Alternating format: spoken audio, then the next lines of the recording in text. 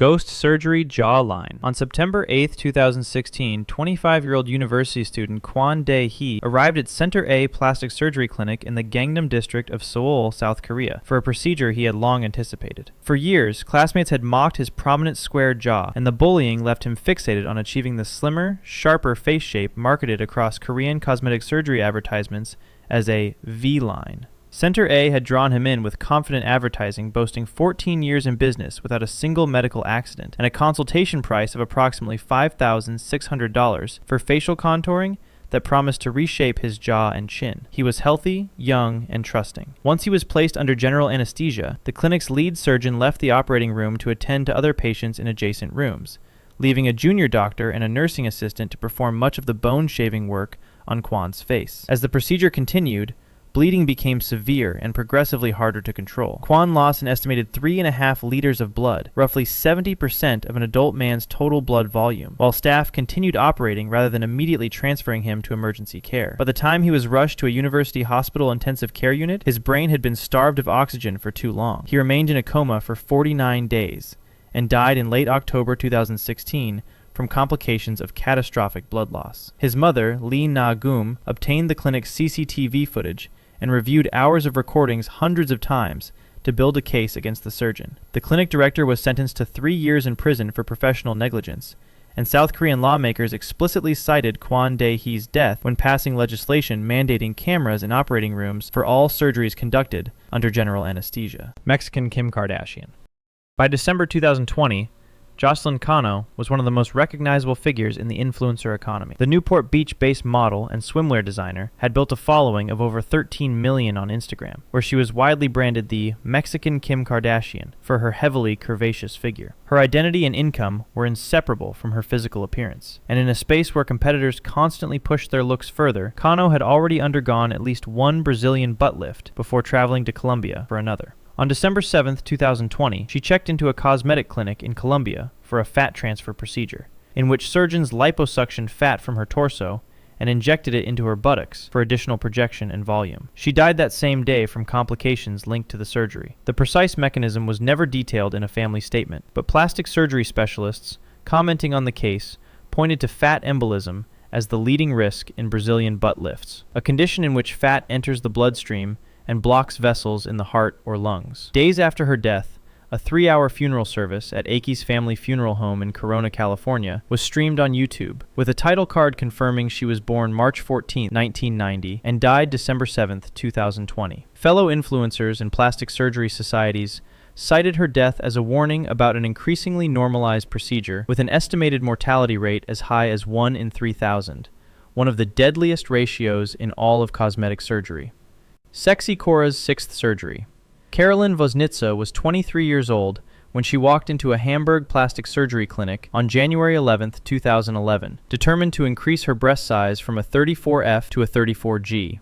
Known professionally as Sexy Cora, she had built her career as a pornographic actress and model, and had appeared on Big Brother Germany as a reality television personality. Her entire public identity was built around an extreme physical aesthetic, and she had already undergone 5 breast augmentation procedures at a clinic in Poland to maintain it. When that original clinic refused to perform a 6th enlargement, she found a Hamburg practice willing to proceed. Minutes after she was placed under general anesthesia, she suffered a cardiac arrest, and her blood pressure collapsed. Staff struggled to resuscitate her and stabilize her vital signs before transferring her, unconscious and severely oxygen-deprived, to Hamburg University Hospital. Doctors placed her in a medically induced coma, but brain scans showed extensive damage from oxygen deprivation sustained during the failed surgery. Her husband, Tim Woznitsa, told reporters that the brain damage had been too great and her organs had begun to shut down. She died on January 20, 2011, 9 days after her heart stopped on the operating table. Prosecutors charged the anesthesiologist with involuntary manslaughter for failing to maintain adequate oxygen levels during the procedure,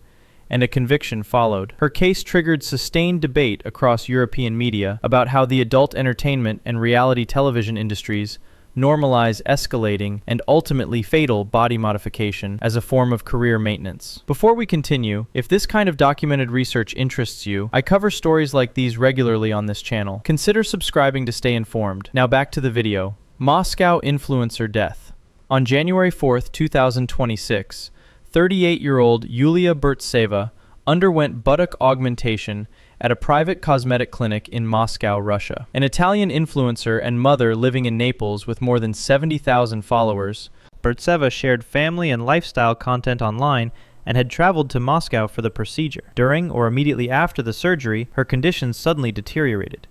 Russian outlet MSK1 reported that she developed what appeared to be anaphylactic shock, a severe and rapid allergic reaction that can cause cardiovascular collapse. Clinic staff called an ambulance and she was rushed to a Moscow hospital, where emergency teams attempted to stabilize her. She was pronounced dead the same day. Russian authorities opened a criminal case under the article covering death caused by negligence through improper performance of professional duties. Investigators identified the practitioner who had performed the surgery as a clinic employee from Tajikistan who did not hold a recognized medical degree. That individual faced up to 3 years in prison if convicted. Her death drew significant attention in both Russian and international media, not only because of the personal tragedy of a mother dying from an elective procedure, but because it illustrated a systemic problem: private aesthetic clinics operating with minimal oversight, employing unqualified practitioners behind the facade of a legitimate medical setting, and marketing their services to clients who had no reliable way to verify the credentials of the person holding the syringe. UK liquid BBL death.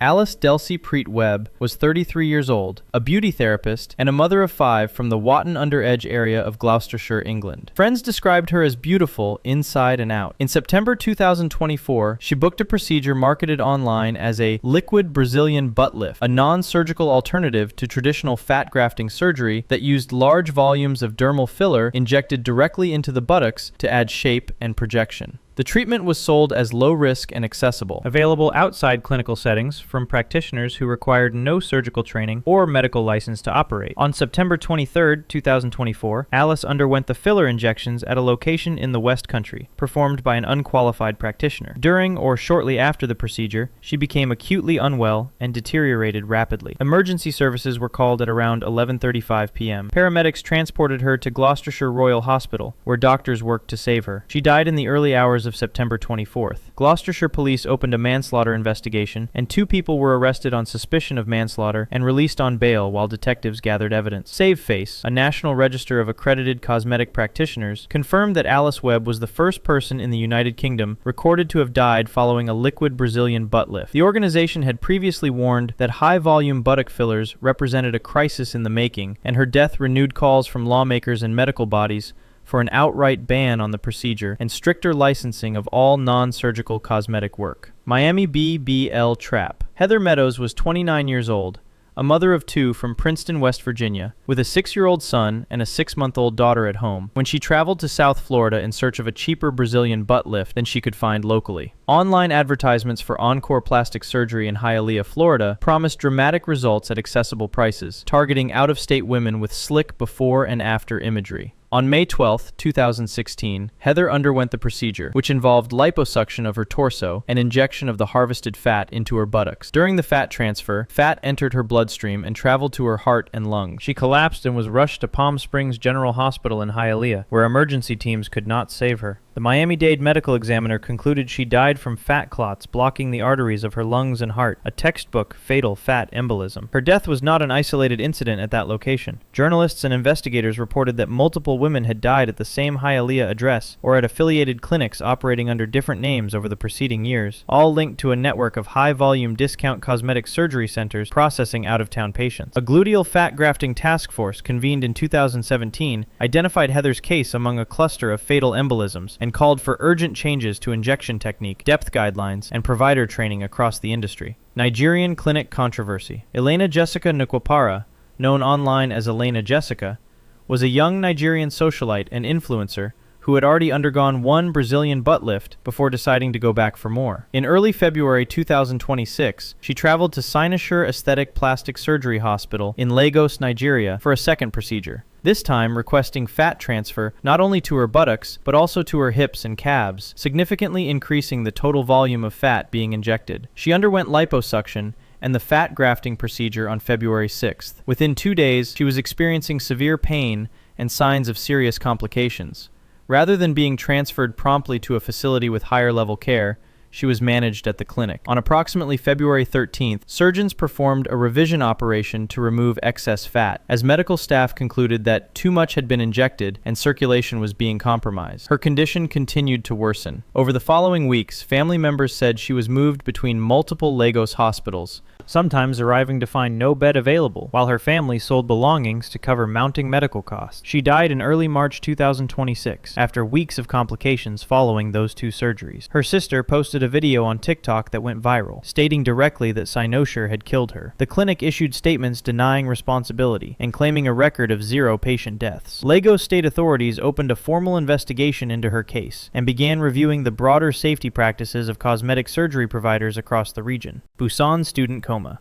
On October 17, 2013, a 22-year-old university student in Busan, South Korea, underwent what her surgeons presented as a confidence-boosting cosmetic procedure: simultaneous nose reshaping and jawbone contouring, marketed as a route to the narrower, more photogenic face shape saturating Korean beauty media. She spent approximately 5 hours under general anesthesia while surgeons cut and shaved her facial bones. The operation itself concluded without an apparent crisis. Staff moved her to a recovery room where she appeared stable. Approximately 4 hours later, her condition suddenly and dramatically deteriorated. She lost consciousness and collapsed. Clinic staff rushed her to the intensive care unit of a nearby general hospital, where doctors placed her on life support and searched for the cause of her rapid decline. She never regained consciousness. 9 days after the operation, on October 26, 2013, she was declared dead. Busan police requested a formal autopsy from the National Forensic Service to determine whether surgical errors, anesthesia complications, or post-operative monitoring failures had caused her fatal collapse.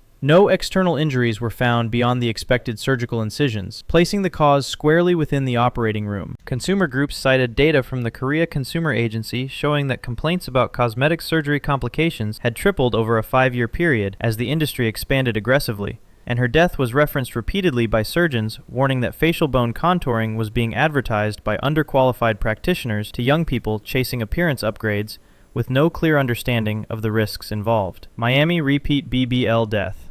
Renika Shanice Hall was 25 years old, a mother of a 1-year-old daughter in Kansas City, Missouri, when she flew to Hialeah, Florida, on the night of March 16, 2017, for a Brazilian butt lift at Eris Plastic Surgery. She had found the clinic the same way thousands of women found similar providers, through social media advertising and websites featuring dramatic transformations and prices low enough to make the procedure feel within reach. Eris Plastic Surgery operated out of the same Hialeah address where Heather Meadows had died 11 months earlier, when the same location was operating under the name Encore Plastic Surgery. Renika went under general anesthesia for the liposuction and fat transfer procedure. During the operation, she stopped breathing. Staff at Eris Plastic Surgery called 911 just before 9 p.m., reporting that their patient was unresponsive. Hialeah Fire Rescue arrived, continued resuscitation efforts, and transported her to Larkin Community Hospital. Despite emergency treatment, she was pronounced dead approximately 1 hour after arriving at the hospital. The case was opened for investigation by Hialeah Police, the Florida Department of Health, and the Miami-Dade State Attorney's Office. Journalists quickly established that Renika Hall was at least the 4th patient to die since 2013 at a network of low-cost cosmetic surgery clinics in the Miami area, connected to the same principles, rebranding repeatedly under new names at familiar addresses to keep operating after each fatality. Her mother launched a GoFundMe to bring her daughter home from Florida, while national news coverage described the clinic pipeline that had claimed Renika's life as a death trap built on social media aspiration and the quiet exploitation of women chasing a body that the internet had convinced them was worth dying for. If you found value in this content, a subscription helps me continue researching these stories. Thanks for watching.